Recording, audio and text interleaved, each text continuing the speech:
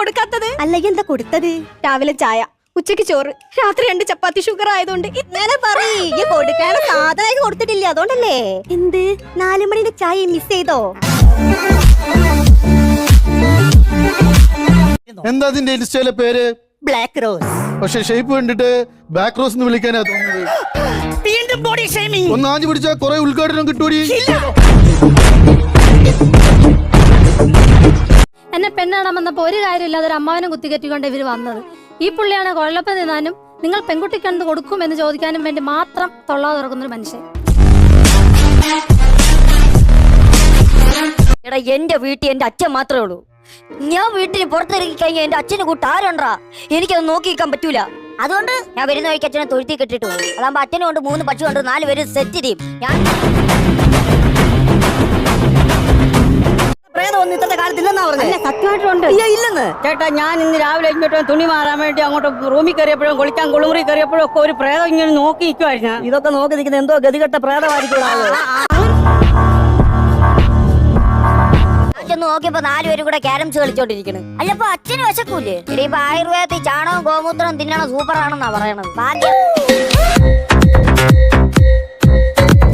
അപ്പൊ മിസ്റ്റർ കണകുള രാജേന്ദ്രൻ. എടാ, കാടാമ്പുഴ രാജേന്ദ്രൻ. കാടാമ്പുഴ രാജേന്ദ്രൻ, എന്റെ അച്ഛന്റെ ഈ പ്രതിമ ഞാൻ എന്തിനാണ് ഇവിടെ പണിഞ്ഞു വെക്കുന്നതെന്ന് അറിയാമോ? കാക്കകൾക്ക് തൂറായി. അല്ല, എല്ലാവർക്കും കാണിച്ചു കൊടുക്കാൻ.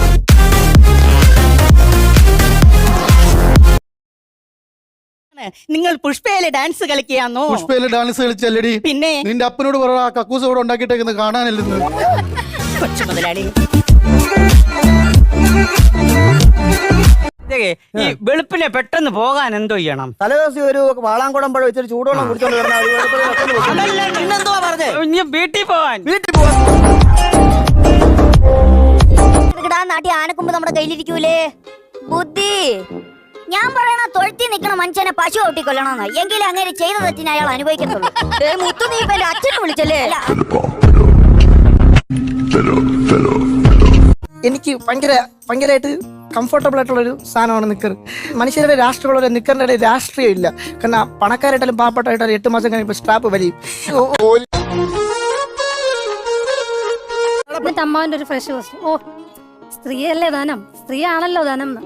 ഈ മനുഷ്യന്റെ ധനശേഖരണം കാരണം 4 മെമ്മറി കാർഡ് കഴിഞ്ഞിടയ്ക്ക് അമ്മായി അടുപ്പിൽ കൊണ്ടിട്ട് കത്തിച്ചു കളഞ്ഞത്. എങ്കിലും ഞാന് ചാണകത്തി കയറി പിടിച്ചു. അയ്യോ, അത് പശു വല്ലതും വന്ന് തൂറി വെച്ചാൽ കൈ കഴിയിട്ട് എന്റെ മാമൻ ട്രെയിന് കൈ കാണിച്ചിട്ട് ട്രെയിൻ നിർത്തിയില്ല. മാമന് കലി കയറിയില്ല, ട്രെയിനിന്റെ ഹെഡ്ലൈറ്റ് ഇറങ്ങി പൊട്ടിച്ചു. ഈയുടെ അപ്പൊ തന്നെ ചീറ്റി ഇറങ്ങി വന്ന് മാമന്റെ 2 ടോർച്ച് കൊടുത്തിട്ട് ട്രെയിനിന്റെ ഫ്രണ്ടിൽ മാമനെ ഇങ്ങനെ കെട്ടിയിട്ട്. അങ്ങനെ 4ാം ക്ലാസ്സിൽ എനിക്ക് ഫാൻസി ഡ്രസ് കോമ്പറ്റീഷൻ ഉണ്ടായിരുന്നു. അപ്പോൾ എൻ്റെ കൂടെ ഉള്ളവരെല്ലാവരും ഫാൻസി ഡ്രസ്സിന് കൂടെ ഉള്ള അച്ഛനും അമ്മയൊക്കെ കൂടി ഡ്രസ്സ് വാങ്ങിച്ചു. സൂപ്പർമാൻ്റെയും ബാറ്റ്മാൻ്റെയും എല്ലാം വാങ്ങിച്ചു കൊടുത്തു. എൻ്റെ അച്ഛനെ നിരുത്സാഹപ്പെടുത്ത ചേമ്പലിൽ പോയി എന്നെയും കയറ്റി. ഞാൻ ചിരിക്കൊണ്ട് ഞാൻ 30 കൊല്ലങ്ങൾക്ക് മുമ്പ്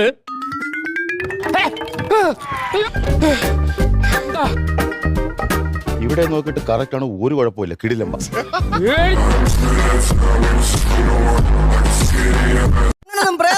സത്യമായിട്ടുണ്ട് ചേട്ടാ. വെള്ളിയാഴ്ച നേരെ കക്കൂസിലോട്ട് കയറി അവിടെ ചെന്ന് ഇരിക്കട്ടെ പറയുന്ന ഒരു ഒറ്റ വിളി. അതിന് വിളിയെന്നല്ല ഞങ്ങളിവിടെ പറയുന്നത്.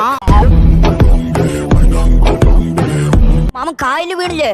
പക്ഷെ പ്രപഞ്ചത്തിന്റെ എന്തോ ഒരു ശക്തി കൊണ്ടാന്ന് അറിയത്തില്ല. ഇതൊന്ന് പറയാൻ ഒന്നും പറ്റിയില്ല. മാമനാ ടോർച്ചിന് നല്ല ക്വാളിറ്റിയുള്ള ടോർച്ചായിരുന്നു. അപ്പൊ മാമനാ അവൻ സ്പോട്ടിച്ചത്, അതിനൊരു ക്വാളിറ്റി ഇല്ലല്ലോ. ക്ലാസ് ജയിച്ച തമ്പാന് തട്ട് 20 രൂപയ്ക്ക് 3 നിക്കർ വാങ്ങിച്ചത് പച്ച മഞ്ഞ നീര്. ആ തലയ്ക്ക് തന്നെ എല്ലാം വെള്ള കളറായി.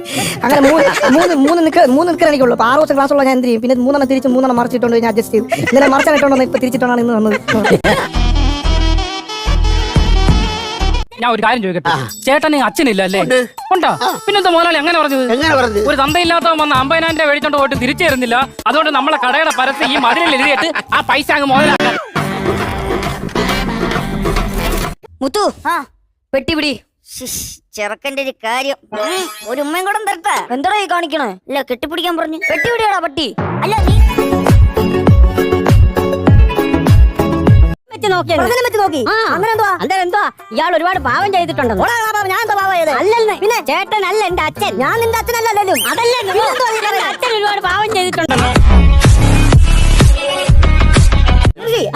സെന്റ് ചാണകം ഇറക്കി കൃഷി ചെയ്തോ? അങ്ങനെ കൃഷി ആകെ 3 സെന്റ് സ്ഥലം ഉണ്ട്. അതിനകത്ത് 5 ലക്ഷം രൂപയുടെ ചാണകം ഇറക്കി കഴിഞ്ഞാൽ വീടും നിറഞ്ഞ് പറമ്പും നിറഞ്ഞ് എല്ലാം നിറഞ്ഞു. അയ്യോടാ, പിന്നെ ഒരു കിഴങ്ങ് വെക്കാൻ പോലും സ്ഥലമില്ല. എന്നാ കിഴങ്ങനാടാ നീ? ഇതന്നെ അച്ഛൻ എന്ന് പറഞ്ഞത്.